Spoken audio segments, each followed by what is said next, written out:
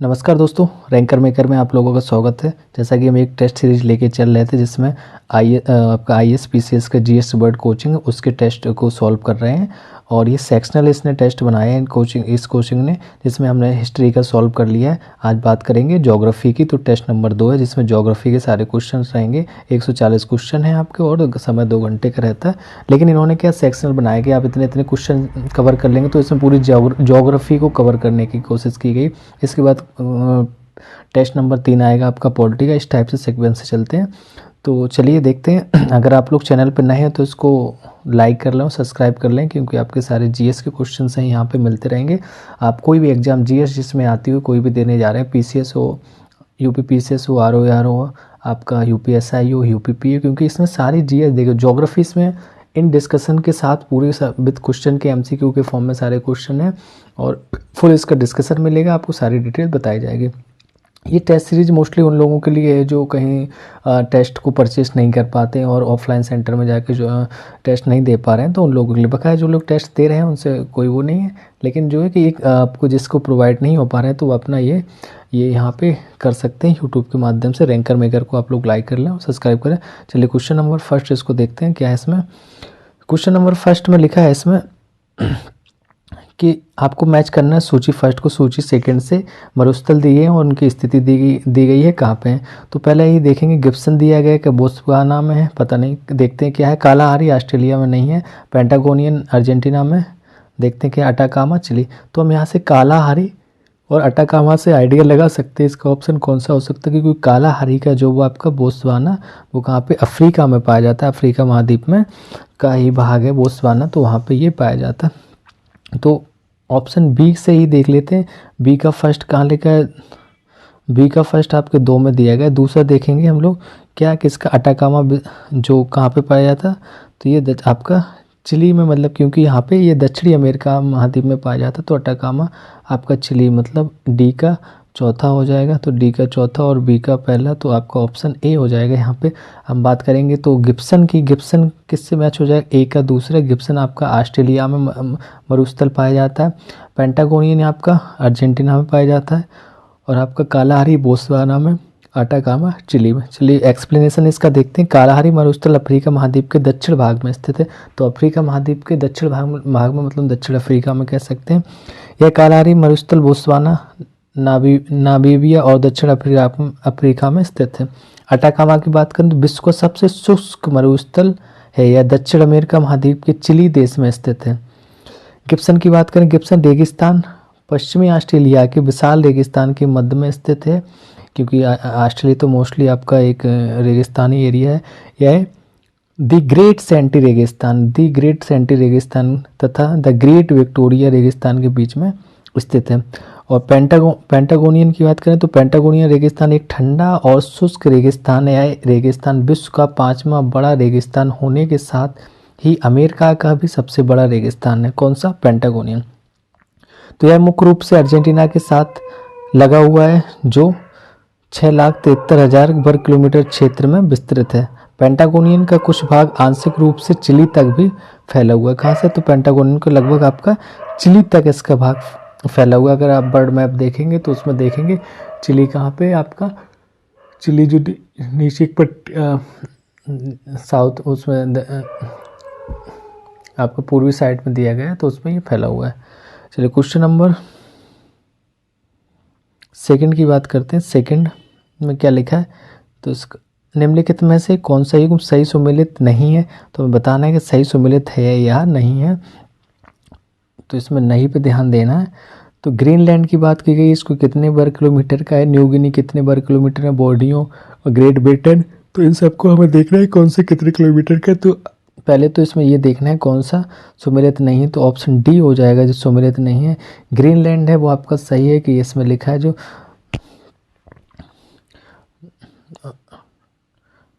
Greenland की जो वर्ग किलोमीटर लिखा है 21,75,600 वर्ग किलोमीटर में है। न्यू गिनी 785,753 वर्ग किलोमीटर में है। बोर्नियो आपका 748,168 वर्ग किलोमीटर में। ग्रेट ब्रिटेन नहीं है। तो ग्रेट ब्रिटेन यूरोप महाद्वीप के उत्तर पश्चिम में स्थित है। यह बृहद द्वीप है जिसमें स्कॉटलैंड, तो देखना ग्रेट ब्रिटेन में क्या क्या आता है। स्कॉटलैंड स्कॉटलैंड आता है, वेल्स आता है, इंग्लैंड आता है।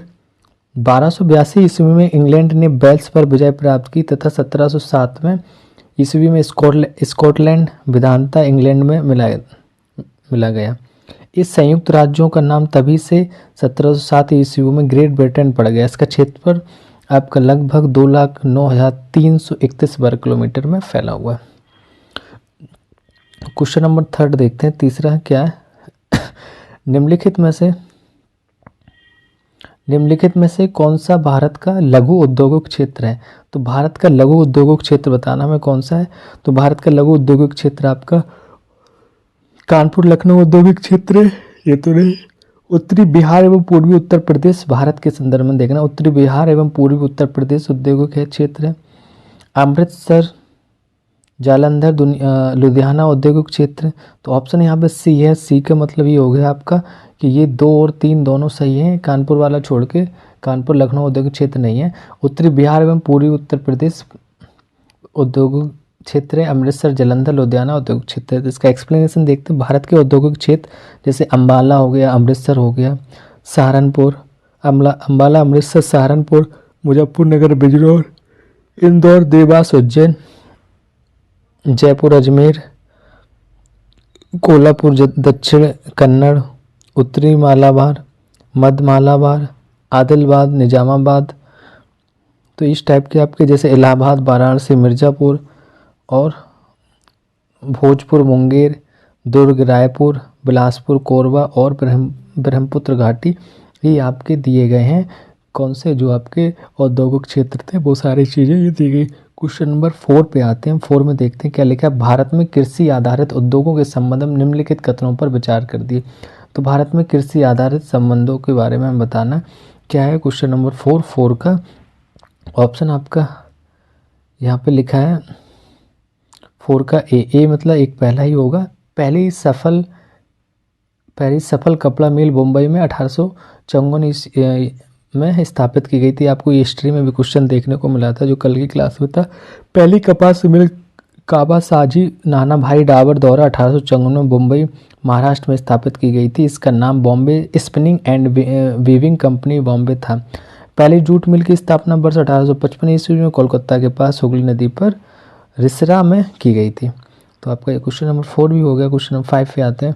5 को देखते हैं कौन सा क्वेश्चन दिया है, क्या दिया है। निम्नलिखित में से कौन सी खेती सब्जी की खेती से संबंधित है? तो सब्जी के से संबंधित खेती बतानी है। तो क्वेश्चन नंबर 5 का आपका बैलगाड़ी खेती नहीं, मशीनीकृत खेती नहीं, सहकारी खेती नहीं, ट्रैक खेती। जो ट्रैक खेती होती है वो आपकी सब्जी से रिलेटेड होती है। इसका मतलब क्या है सब्जी से रिलेटेड? कि जैसे जिन क्षेत्रों में किसान केवल सब्जियों में विशेषता रखते हैं वह खेती को ट्रैक कृषि के रूप में जाना जाता है। बाजार से ट्रैक कृषि की दूरी उस दूरी से नियंत्रित होती है जिसे एक ट्रैक रात भर में तय कर सकता है, क्योंकि नहीं तो सब्जियां खराब हो जाती हैं। इसलिए इसको ट्रैक खेती कहा गया कि उस ट्रकों से जल्दी पहुंचाया जाता है, इसलिए इसका नाम ट्रैक कृषि है। मेट्रोपोलियन शहरों के परिधीय क्षेत्र में ट्रैक कृषि का अभ्यास किया जाता है, जहाँ रात भर यह यात्रा करके ट्रकों द्वारा सब्जियों और दूध को रोजाना शहरों में लाया जाता है। तो हमारे गांव से ही शहरों में सारी चीज़ें आती हैं। और जो शहर अभी ट्रक देखा होगा कि आप लोगों ने ट्रक वाले ड्राइवर विरोध कर रहे थे, हाँ तो सही कर रहे थे। उनको माने फालतू जो केस मतलब कानून बनाया जा रहा था तो वो उनके लिए सही नहीं था। और वो उन्हीं के बिना शहरों में तो दूध है, ब्रेड है, सब्जियां पहुंचेंगी नहीं। और अधिकारी लोग कह रहे थे इनकी औकात क्या है, तो औकात उनकी तो बहुत है, उनके बीवी बच्चे भूखे मर जाएंगे अगर वो नहीं भेजेंगे। चलिए क्वेश्चन नंबर देखते हैं 6 का।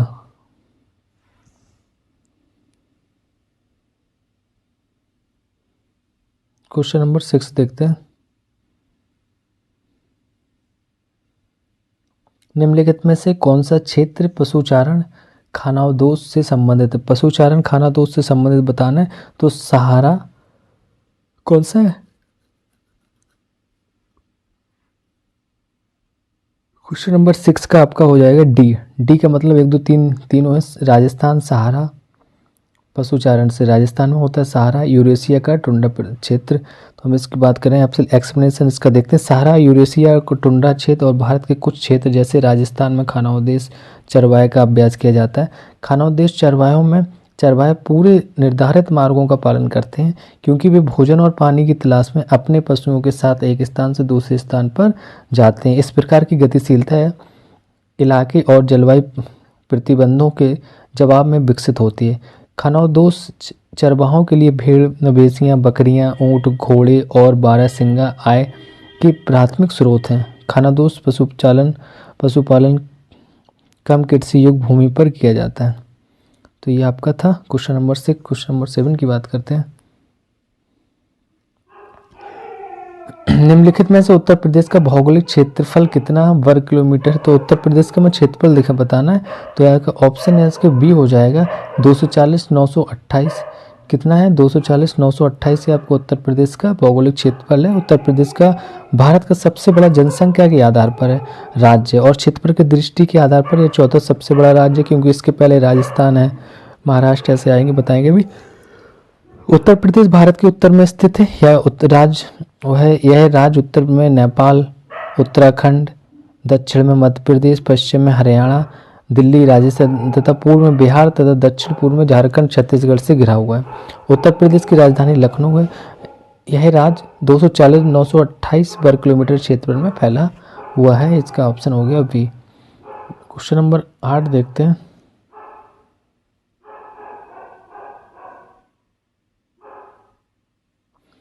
लोक नृत्य चरकुला का संबंध उत्तर प्रदेश के निम्नलिखित में किस क्षेत्र से? तो चरकुला के बारे में बताना है कि कहाँ से, किस क्षेत्र से। तो ब्रज से सबको पता ही होता है कि चरकुला ब्रज क्षेत्र में होता है। तो चरकुला नृत्य ब्रज क्षेत्रवासियों द्वारा किया जाता है। इस घड़ा नृत्य में बैलगाड़ी अथवा रथ के पहियों पर कई घड़े रखे जाते हैं, फिर उन्हें सिर पर रखकर नृत्य किया जाता है।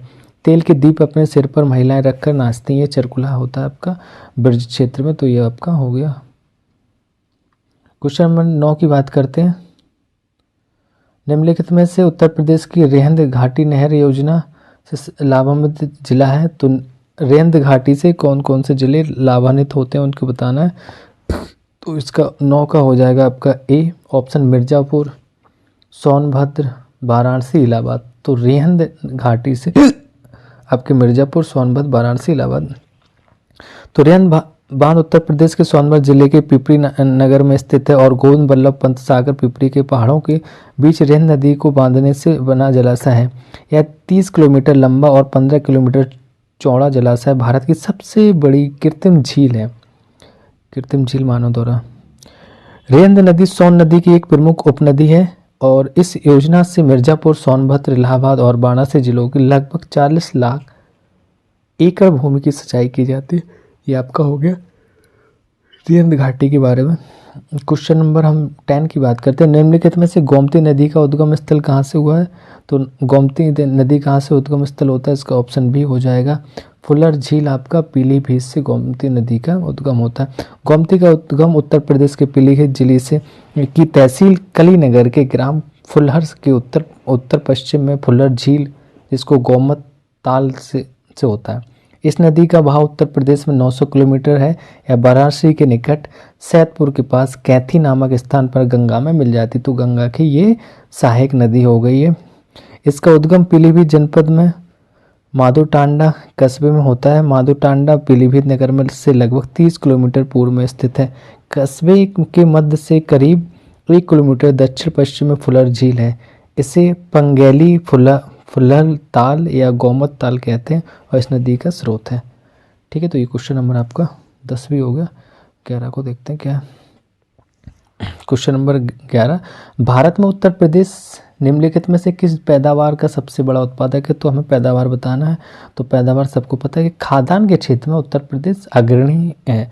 तो उत्तर प्रदेश भारत का सबसे बड़ा खाद्यान्न उत्पादक राज्य है। देश के कुल खाद्यान्न उत्पादन में उत्तर प्रदेश का प्रथम स्थान है। राज्य में साल भर 3 तरह की फसलें उगाई जाती हैं, जैसे रबी, खरीफ और जायद। तो उत्तर प्रदेश में जैसे गेहूं हो गया, जौ हो गया, गन्ना हो गया, आलू हो गया और दाल, ये खाद्यान्न में इसका प्रथम स्थान है क्योंकि इनका उत्पादन सबसे ज़्यादा होता है। उत्तर प्रदेश भारत का सबसे बड़ा गेहूं उत्पादक राज्य हम इसको कह सकते हैं। इसके बाद उत्तर प्रदेश के बाद पंजाब आ जाता है, हरियाणा है, मध्य प्रदेश है। और भारत में जूट का सबसे बड़ा उत्पादक राज्य पश्चिम बंगाल है अगर इसकी बात करें तो। वहीं भारत में कॉफ़ी का सबसे बड़ा उत्पादक राज्य की बात करें तो वो आपका कर्नाटक हो जाएगा। कौन सा हो जाएगा? कर्नाटक हो जाएगा। क्वेश्चन नंबर 12 को देखते हैं। 12 में क्या लिखा है, सी मैप शोध संस्थान उत्तर प्रदेश के किस नगर में स्थित है, सी मैप के बारे में बताना है। तो ये आपका सी हो जाएगा यहाँ पे, सी मैप मतलब लखनऊ में स्थित है। तो केंद्रीय औषधीय एवं सघन पौधा संस्थान सी मैप जिसे कहते हैं, एक बहुआयामी राष्ट्रीय प्रयोगशाला है जो औषधीय एवं सघन पौधों के क्षेत्र में शोध विकास एवं प्रचार प्रसार का कार्य कर रही है। यह संस्थान अपने 4 संसाधन केंद्रों एवं ज्ञान केंद्रों के माध्यम से भारत के विभिन्न कृषि जलवायु क्षेत्रों में कार्यरत है। यह लखनऊ में स्थापित है। इसका लक्ष्य बेहतर स्वास्थ्य एवं जीवन के लिए हरित प्रौद्योगिकियों में उत्कृष्टता प्राप्त करना है। तो आपका हो गया लखनऊ। तो कहाँ पे पहुँचे, सी मैप शोध संस्थान लखनऊ में। क्वेश्चन नंबर 13 को देखते हैं। निम्नलिखित में से उत्तर प्रदेश की थारू जनजाति के बारे में बताना है, कहाँ पे पाई जाती है। तो थारू जनजाति आपका बुक्सा, कठरिया, महीगीर और खरवार कहाँ, थारू जनजाति की उपजाति है। तो उपजाति कौन सी है, तो यहाँ पे कठरिया हो जाएगी, ठीक है। कठरिया जनजाति थारू जनजाति की उपजाति है। थारू जनजाति उत्तर प्रदेश में गोरखपुर जो तराई एरिया है क्षेत्र में निवास करती है। उत्तर प्रदेश के मुख्य रूप से भोटिया, बुक्सा, जौनसारी, राजी, गोंड, खारवाड़, खैरवाड़, पहरिया, बैगा, पंखा, पानिका, अगरिया, पटारी, चेरो, भुनिया आदि जनजातियां निवास करती हैं। इसके अलावा उत्तर प्रदेश में खरवार व महीगीर जनजातियां भी निवास करती हैं। क्वेश्चन नंबर 14 को देखते हैं। 14 में क्या, उत्तर प्रदेश में निम्नलिखित में से किस जनजाति के लिए बलरामपुर में जनजातीय संग्रहालय की स्थापना की गई। तो बलरामपुर में जनजातीय संग्रहालय की स्थापना की गई है, वो आपका ऑप्शन नंबर बी हो जाएगा। थारू जनजाति के लिए इसकी स्थापना की गई। उत्तर प्रदेश सरकार द्वारा बलरामपुर में थारू प्रधान ग्राम इमिलिया कोडर में थारू जनजाति की संग्रहालय का निर्माण किया जा रहा है। सरकार के अनुसार अगर इसकी बात करें तो इस संग्रहालय में थारू जनजाति के लिए उद्विकास से लेकर उनकी संस्कृति, परंपराएं, धर्म, जीवन शैली आदि सभी आयामों को प्रदर्शित किया जाएगा कि उनकी चीज़ों को बचा के रखा जाके संजोया जा सके और लोगों को जागरूक किया जा सके उनके लिए। क्वेश्चन नंबर 15 की बात करते हैं। उत्तर प्रदेश के संत कबीर, देखिए वो ज्योग्राफी है लेकिन वो उत्तर प्रदेश के संदर्भ में पूछी जाएगी क्योंकि पेपर किसका, उत्तर प्रदेश का। तो उत्तर प्रदेश के संत कबीर नगर में कौन सा अभ्यारण्य स्थित है। तो संत कबीर में नगर में कौन सा अभ्यारण्य स्थित है। क्वेश्चन नंबर 15 का आपका बखीरा पक्षी अभ्यारण्य सबको पता होगा। उत्तर प्रदेश के संत कबीर नगर जिले में बखीरा पक्षी अभ्यारण्य है। यह अभ्यारण्य लगभग 1980 में स्थापित किया गया था। इंडियन पर्पल म्यूरेन या पर्पल स्वैम्प हेन बखीरा अभ्यारण्य में पाए जाने वाले जल पक्षियों में से एक है। नवाबगंज पक्षी अभ्यारण्य की बात करें जिसका औपचारिक नाम 2015 में बदलकर शहीद चंद्रशेखर आज़ाद पक्षी अभ्यारण्य रखा गया और भारत के उत्तर प्रदेश राज्य के उन्नाव जिले में स्थित एक पक्षी अभ्यारण्य है। किशनपुर वन्यजीव अभ्यारण्य की बात करें तो उत्तर प्रदेश भारत में मैलानी के पास दुधवा टाइगर रिजर्व का एक हिस्सा है। किशनपुर लखीमपुर खीरी जिले के भीरा शहर से 13 किलोमीटर की दूरी पर स्थित है। चंद्रप्रभा वन्यजीव अभ्यारण्य मध्य भारत में उत्तर प्रदेश राज्य के चंदौली जिले में स्थित है। कौन सा, चंद्रप्रभा। तो ये आपके सारे हो गए। बात करते हैं क्वेश्चन नंबर 16 की। उत्तर प्रदेश के उष्णकटिबंधीय शुष्क पर्णपाती वनों में निम्नलिखित में से कौन सा वृक्ष नहीं पाया जाता है। तो क्या पूछा, उत्तर प्रदेश के उष्णकटिबंधीय शुष्क पर्णपाती वनों में निम्नलिखित में कौन सा वृक्ष नहीं पाया जाता। तो वृक्षों की कैटेगरी बताना है। तो इसमें से बर्च दिया गया, शीशम दिया गया, पीपल दिया गया, साल दिया गया। तो आपका जो शीशम है वो नहीं पाया जाता। कौन सा नहीं पाया जाएगा, शीशम नहीं पाएगा। भोजपत्र जिसे अंग्रेजी में बर्च कहते हैं, यह हिमालय क्षेत्र में उगने वाला एक वृक्ष है जो 4500 मीटर की ऊंचाई तक उगता है। यह बहुउपयोगी वृक्ष है। इसका छाल सफ़ेद रंग की होती है जो प्राचीन काल से ग्रंथों की रचना के लिए उपयोग में आती है। शुष्क पर्णपाती वनों में 100 सेंटीमीटर और 70 सेंटीमीटर के बीच वर्षा होती है, जबकि अगर हम नम पर्णपाती वन की बात करें तो यहाँ 100 से 200 सेंटीमीटर के बीच की वर्षा होती है। टीक, साल, पीपल और नीम कुछ महत्वपूर्ण पौधे हैं जो आपके शुष्क पर्णपाती में पाए जाते हैं। तो यहाँ पे ऑप्शन आपका बी सही होगा।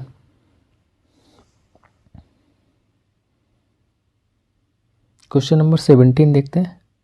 17 में लिखा है कि निम्नलिखित में से उत्तर प्रदेश के किस जिले में यूरेनियम की खोज की गई थी। तो सबको पता है ललितपुर में, ये बहुत क्वेश्चन पूछा जाता है बार बार, तो सबको रटा भी है कि ललितपुर में यूरेनियम की खोज की गई थी। तो यूरेनियम उत्तर प्रदेश के ललितपुर जिले में पाया जाता है। यह क्षेत्र 300 मीटर चौड़ा है और इसमें लगभग 0.01% से लेकर 0.09% यूरेनियम पाया, मतलब 1% नहीं, बहुत कम मात्रा में पाया जाता है। ललितपुर में बॉक्साइट भी पाया जाता है। उत्तर प्रदेश के ललितपुर जिले का सोनराई क्षेत्र तांबा उत्पादन का प्रमुख क्षेत्र है। तो कौन सा क्षेत्र है? सोनराई क्षेत्र तांबा के लिए भी प्रसिद्ध है। जिले का सोनराई क्षेत्र तांबा उत्पादन और तांबा मुख्यतः आग्नेय एवं परतदार चट्टानों में मिलता है। तो संगमरमर एवं अन्य इमारती जो पत्थर हैं आपके मिर्जापुर एवं सोनभद्र जिले में पाए जाते हैं। क्वेश्चन नंबर 18 की बात करते हैं।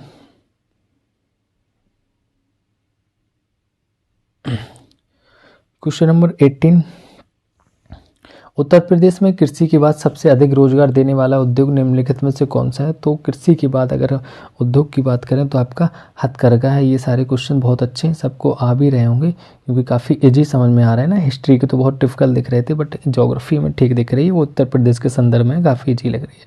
तो ये हथकरघा है। सेकेंड जो पहला कृषि था, दूसरा आपका हथकरघा है जो सबसे ज़्यादा रोजगार प्रोवाइड कराता है।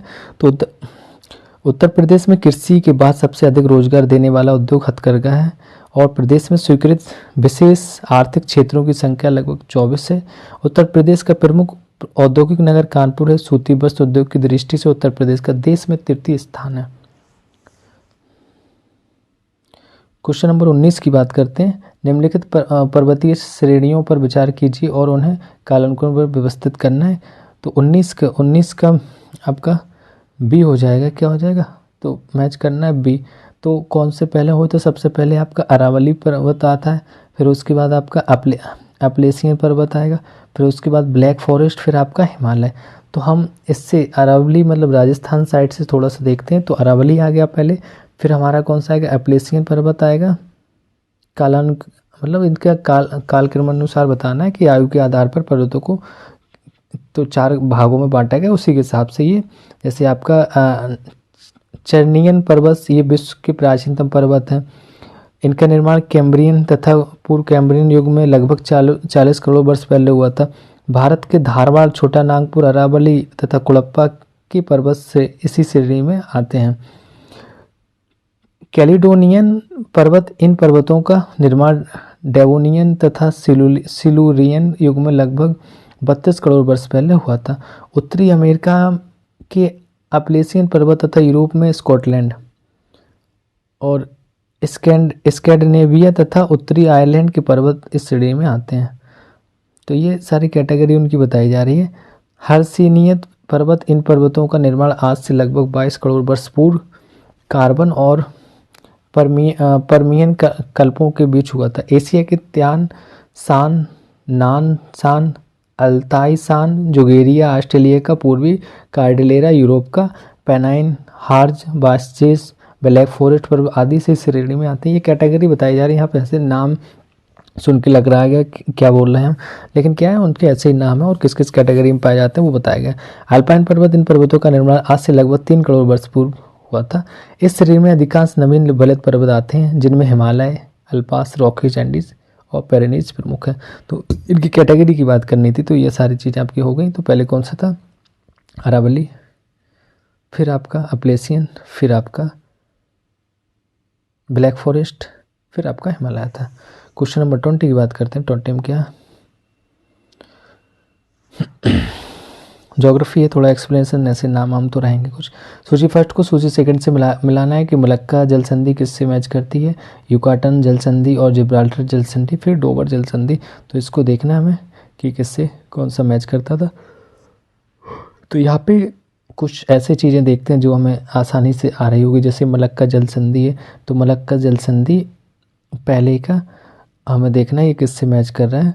तो पहला मलक्का इंडोनेशिया और मलेशिया को ऐड करता है मलक्का जल संधि। तो पहले का चौथा, तो पहले का चौथा 4 में भी दिया गया, सी में भी दिया गया।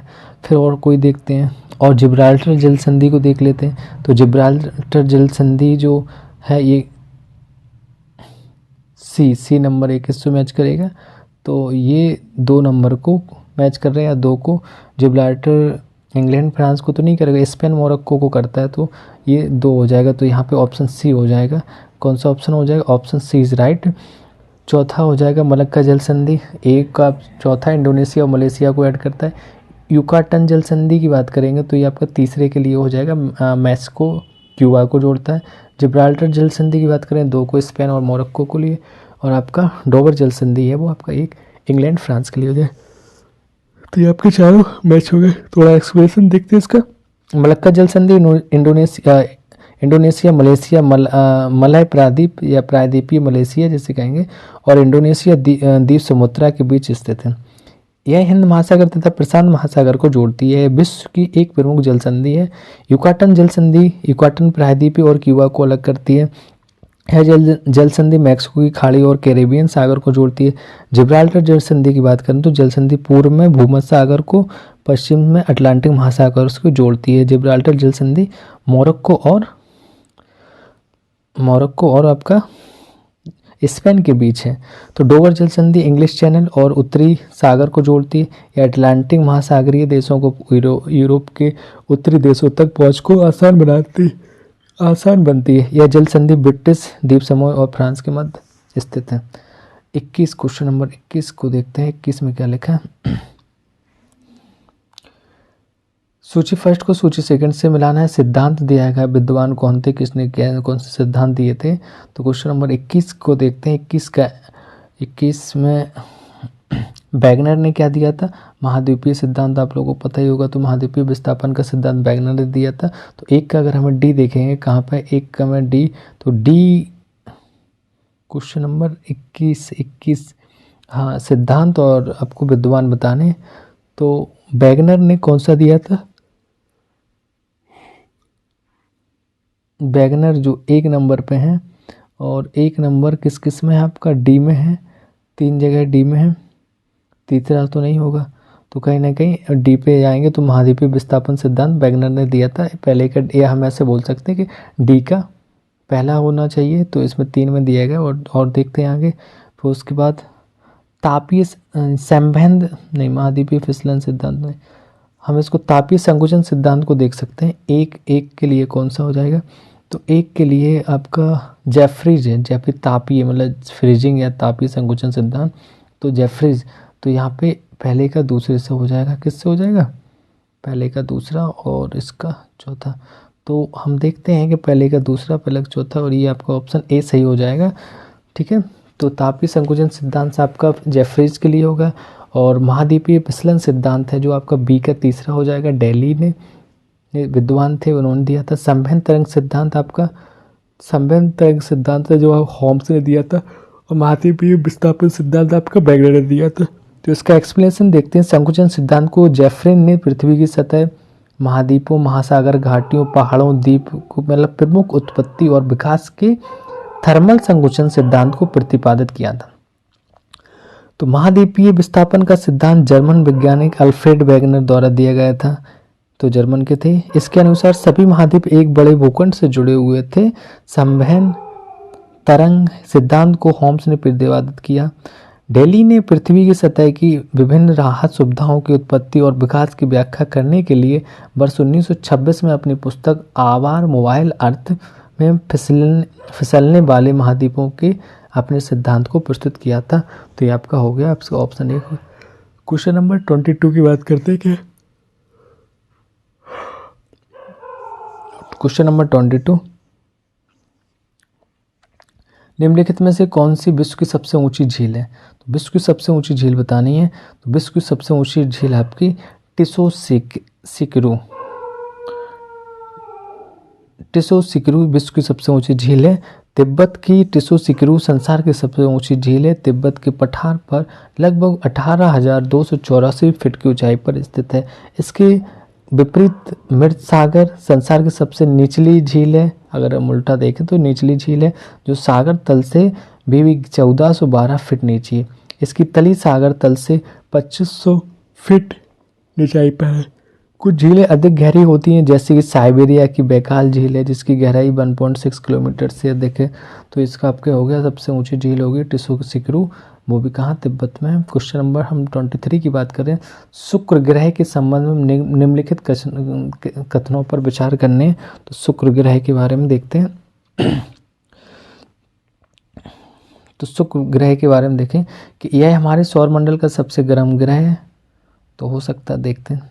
संयुक्त राज्य अमेरिका शुक्र की सतह पर अंतरिक्षयान उतारने वाला एकमात्र देश है। अभी तो ऐसी कोई बात ही नहीं हुई, तो पहला ही हो जाएगा इसका सही।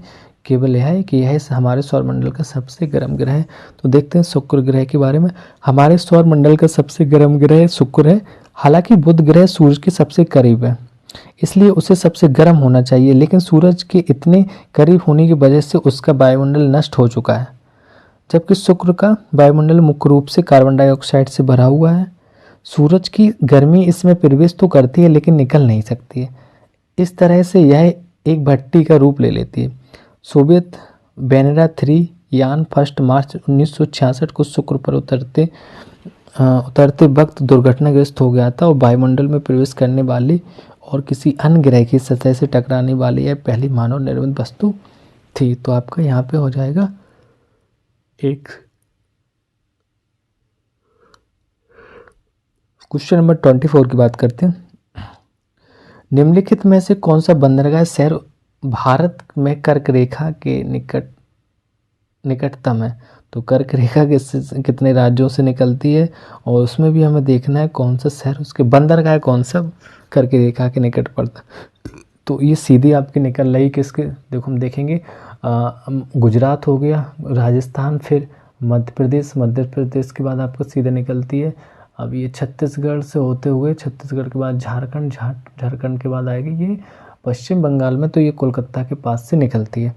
तो कोलकाता उसका ऑप्शन एक ए हो जाएगा। तो इसमें लिखा है एक्सप्लेनेशन में, कोलकाता 97 किलोमीटर की दूरी के साथ कर्क रेखा के निकटतम बंदरगाहों में से एक है। ये बंदरगाह भी पूछ देता है कि किस राज्य की कैपिटल उसके पास में, तो जैसे MPPC में इस टाइप क्वेश्चन पूछे जाते हैं। तो कर्क रेखा भारत में 8 राज्यों से गुजरती है, जैसे गुजरात, राजस्थान, मध्य प्रदेश, छत्तीसगढ़, झारखंड, पश्चिम बंगाल, त्रिपुरा, मिजोरम।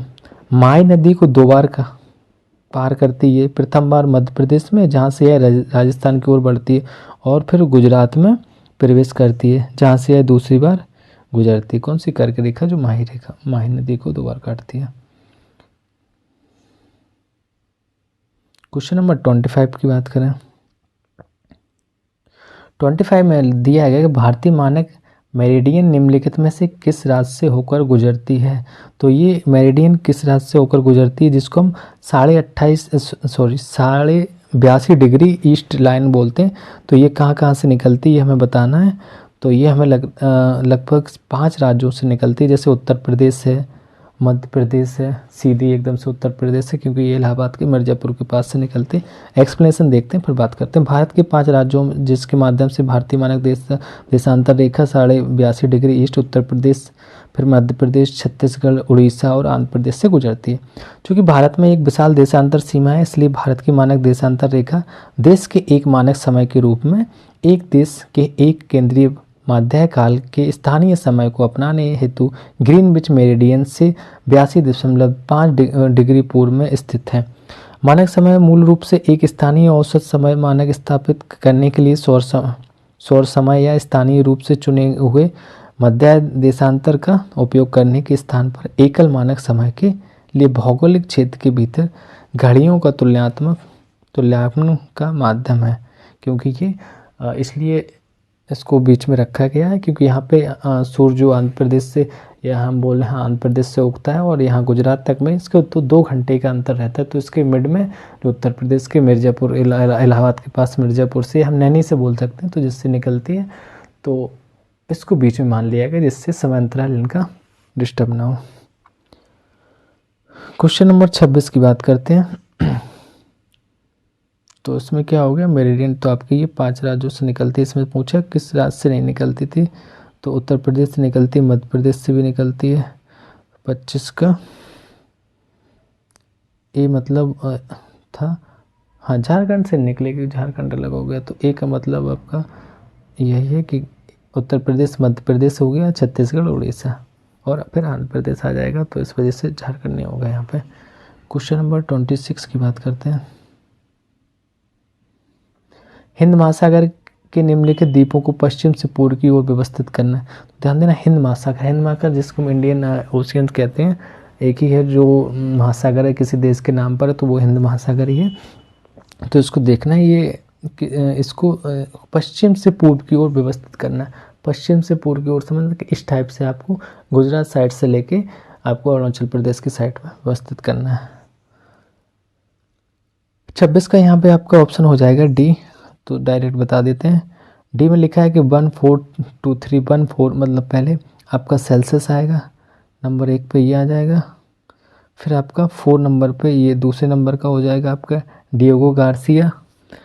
तीसरे नंबर पे आपका दूसरा हो जाएगा मालदीव, और श्रीलंका आपके चौथे नंबर पे आएगा। तो इस टाइप से इसको दिया गया। जैसे हम अगर एक्सप्लेनेशन की बात करें कि हिंद महासागर में स्थित मुख्य द्वीप जैसे मेडागास्कर है, जो विश्व का चौथा सबसे बड़ा द्वीप है, ठीक है, तो विश्व का सबसे बड़ा चौथा द्वीप है मेडागास्कर। फिर रियूनियन द्वीप आ जाएगा, फिर Comoros, Celsius, Maldives, Mauritius, Sri Lanka और इंडोनेशिया। तो जो वो ऑप्शन में नहीं है उनसे में मतलब ही नहीं था, जो ऑप्शन में उनको देखना था। इंडोनेशिया द्वीप समूह जो इस प्रकार की पूर्वी सीमा का निर्धारण करते हैं। क्वेश्चन नंबर 27 की बात करते हैं। फंडी की खाड़ी के बारे में बात करना। फंडी की खाड़ी निम्नलिखित किस देश में स्थित है? तो 27 का आपका बी हो जाएगा, कनाडा में है।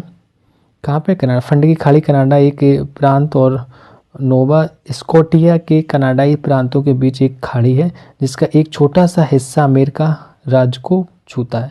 उत्तरी अमेरिका के पूर्वी तट पर फंड की खाड़ी है। विश्व का सबसे ऊंचा ज्वार आता है, इसकी ऊंचाई 18 मीटर तक होती है।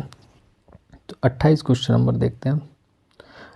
यंत्र और मौसम के तत्व बताने हैं, कौन से यंत्र किसके तत्व के बारे में। तो 28 क्वेश्चन नंबर में आपका ऑप्शन ए दिया गया। ए का मतलब हो गया एक, तो कूट का प्रयोग सही करना।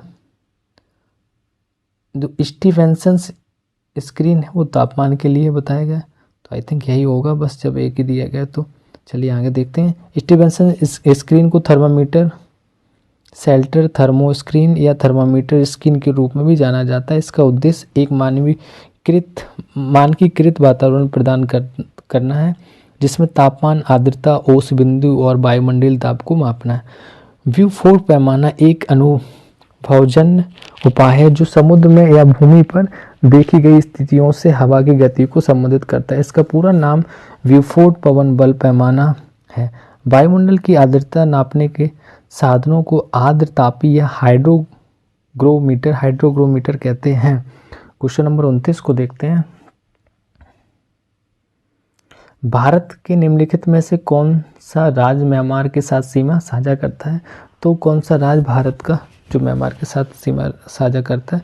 यहाँ पे उपरोक्त सभी लिखे हैं। क्या लिखा है? म्यांमार के साथ नागालैंड भी सीमा बनाता है, मणिपुर भी बनाता है और अरुणाचल प्रदेश भी। तो भारत और म्यांमार एक कंट्री है।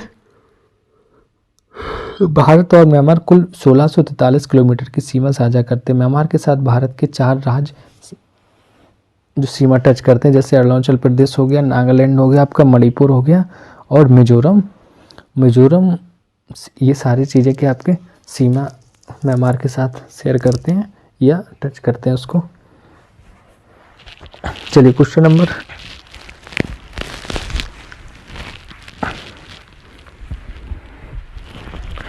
अगला क्वेश्चन देखते हैं। क्वेश्चन लिखा है कि क्वेश्चन नंबर 30। तो 30 में पूछा गया कि निम्नलिखित में से कौन सा पर्वतीय दर्रा केंद्र शासित प्रदेश लद्दाख में है? तो हमें पर्वतीय दर्रा बताना है कि जो लद्दाख में है। तो क्वेश्चन नंबर 30 को देखना है। 30 का आंसर आपका आंसर हो जाएगा सी मतलब हो गया आपका केवल 1 और 3। तो 2 ऑप्शन यहाँ पे हो जाएंगे, 1 और 3, जिसमें लिखा है कि लद्दाख पर्वतमाला काराकोरम पर्वतों की एक दक्षिणी उप श्रृंखला है। किसकी? काराकोरम की दक्षिणी उप श्रृंखला है। चोरबतला 5090 मीटर, खारदुंगला 5602 मीटर, चांगला 5599 मीटर, दिगारला 5400 मीटर और त्यास्काला 4724 मीटर लद्दाख पर्वतमाला के प्रमुख दर्रे हैं। रेजांगला भारत के लद्दाख क्षेत्र में चुशुल घाटी के दक्षिण पूर्व में उस घाटी में प्रवेश करने वाला एक पहाड़ी दर्रा है। तो आपका ये क्वेश्चन नंबर 30 का एक्सप्लेनेशन हो गया। क्वेश्चन नंबर 31 की बात करते हैं। 31 में क्या है? 31 में लिखा है कि निम्नलिखित में से कौन सा मैकार्टनी मैकडॉनल्ड लाइन को सही ढंग से परिभाषित करता है। तो आपको मैकडॉनल्ड लाइन को सही ढंग से परिभाषित करने वाला बताना है। 31 का आपका सी हो जाएगा। कौन सा हो जाएगा? 31 का सी हो जाएगा। सी में लिखा है कि अक्साई चीन के क्षेत्र में एक प्रस्तावित सीमा है। क्या है? तो मैकार्टनी मैकडॉनल्ड लाइन ब्रिटिश राज द्वारा जम्मू कश्मीर की रियासत और झिंजियांग और तिब्बत के चीनी प्रबंधित क्षेत्रों के बीच की सीमा के लिए एक सीमा प्रस्ताव था। मोटे तौर पर यह सिंधु नदी प्रणाली और आपका तारिम बेसिन या अरकंद और काराकस नदियों में बहने वाली नदियों के बीच की जल विभाजक का प्रतिनिधित्व करता है। और उसको देखते हैं कि 1899 में चीन में अपने दूत सर क्लाउड मैकडॉनल्ड के माध्यम से ब्रिटेन भारत सरकार द्वारा चीन को लाइन प्रस्तावित की गई थी। यह अक्साई चीन क्षेत्र में चीन भारत सीमा विवाद को के संभावित समाधान के रूप में आज भी प्रासंगिक बना हुआ है। क्वेश्चन नंबर 32 की बात करते हैं। 32 को देखते हैं क्या दिया गया। 32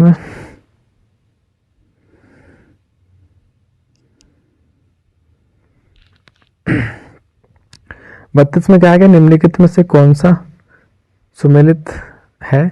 तो ये बताना कौन सा सुमेलित है। तो सुमेलित की बात करें, इसमें सुमेलित कौन सा है? आपका ऑप्शन 32 का हो जाएगा बी। मतलब 2 और 3 दोनों सुमेलित हैं। तो नाथुला दर्रा आपका सिक्किम में, लुपुलेख दर्रा आपका उत्तराखंड में। तो ये दोनों हो जाएंगे। तो चलिए एक्सप्लेनेशन की बात करते हैं। सेराथांग भारत के सिक्किम में नाथुला दर्रे के पास गंगटोक जिले का एक शहर है। भारत में सेराथांग और तिब्बत में रिंचेंग स्थानीय सीमा पार व्यापार के लिए नामित भारत चीन सीमा व्यापार मार्ग है। लिपुलेख दर्रा या लिपुलेख ला हिमालय भारत में स्थित एक पहाड़ी दर्रा है। यह दर्रा उत्तराखंड राज्य के कुमाऊं क्षेत्र को तिब्बत के तकलाकोट, जिसको पुरंग भी कहते हैं, शहर से जोड़ता है। यह उत्तराखंड का प्रमुख हिस्सा है। यह दर्रा भारत से कैलाश पर्वत और मानसरोवर जाने वाले यात्रियों द्वारा विशेष रूप से इस्तेमाल होता है। नाथुला हिमालय का एक पहाड़ी दर्रा है जो भारत के सिक्किम राज्य और दक्षिण तिब्बत में चुंबी घाटी को जोड़ता है। क्वेश्चन नंबर 33 की बात करें। 33 को देखते हैं क्या इसमें लिखा है कि मानसर लिखा है, मानसरोवर बनी। मानसर झील निम्नलिखित में से किस राज्य में या केंद्र शासित प्रदेश में स्थित है। तो मानसर झील आपका ऑप्शन यहाँ पे बी हो जाएगा। बी लिखा है मतलब जम्मू कश्मीर में। तो मानसर झील कहाँ? जम्मू कश्मीर। तो मानसर झील भारत के जम्मू कश्मीर और कश्मीर केंद्र शासित प्रदेश के जम्मू जिले में स्थित एक झील है। यह जम्मू शहर से 37 किलोमीटर दूर घने वनों और पर्वतों से घिरे एक क्षेत्र में है। इससे लगभग 9 किलोमीटर दूर सुरेंसर झील स्थित है और मानसर सुरेंसर को कभी कभी जुड़वा झीलों के रूप से देखा जाता है। इन दोनों के बीच सुरेंसर मानसर और अभ्यारण्य स्थित है। दोनों झीलों का हिंदू आस्था में धार्मिक महत्व है। क्वेश्चन नंबर 35 की बात करें। 35 देखते हैं।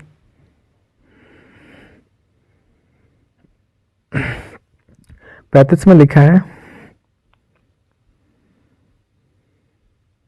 नहीं 35 34 देखना भी। क्वेश्चन नंबर 34 को देखते हैं। 34 क्या है? काजीरंगा राष्ट्रीय उद्यान के संबंध में निम्नलिखित में से कौन से कथन सही है। तो काजीरंगा के बारे में बताना है जो नेशनल राष्ट्रीय उद्यान है। तो इसका ऑप्शन आपका सी सही हो जाएगा। सी का मतलब लिखा है 1 और 2। राष्ट्रीय उद्यान के उत्तर में ब्रह्मपुत्र नदी बहती है। कहाँ पे? राष्ट्रीय उद्यान के उत्तर में ब्रह्मपुत्र नदी बहती है। और काजीरंगा राष्ट्रीय उद्यान यूनेस्को द्वारा भारत में विश्व धरोहर स्थल के रूप में निर्धारित है। चलिए एक्सप्लेनेशन देखते हैं इसका कि काजीरंगा राष्ट्रीय उद्यान को 1985 में यूनेस्को द्वारा विश्व धरोहर स्थल के रूप में नामित किया गया था। इसे वर्ल्ड लाइफ इंटरनेशनल द्वारा एक महत्वपूर्ण पक्षी क्षेत्र के रूप में भी मान्यता प्राप्त है। डिफ्लू और धनसिरी नदियां काजीरंगा राष्ट्रीय उद्यान से होकर गुजरती हैं और ब्रह्मपुत्र नदी उत्तर में इसकी सीमा बनाती है। राष्ट्रीय राजमार्ग 37 भी काजीरंगा राष्ट्रीय उद्यान से होकर गुजरता है। काजीरंगा राष्ट्रीय उद्यान पूरे विश्व में लगभग 2/3 एक सींग वाले गैंडों की आबादी का आश्रय स्थल है। तो ये आपका ये हो गया 34। क्वेश्चन नंबर 35 की बात करें, 35 में देखते हैं क्या है। निम्नलिखित में से कौन सा देश भूमध्य सागर की सीमा बनाता है? तो यहाँ पे ऑप्शन आपका सी हो जाएगा। सी का मतलब 1 और 3 है, फ्रांस और स्पेन। तो भूमध्य सागर की सीमा 21 देशों में से लगती है। या जो 31 देश हैं उनको देखते हैं कौन कौन से। Albania, Algeria, Bosnia Herzegovina, Croatia, Cyprus, मिस्र, France, Greece, Israel, Italy, Lebanon, Libya, Malta, Montenegro, Morocco, Slovenia, Spain, Syria, Tunisia और तुर्की। तो आप काउंट कर लेना, पूरे 21 हो गए।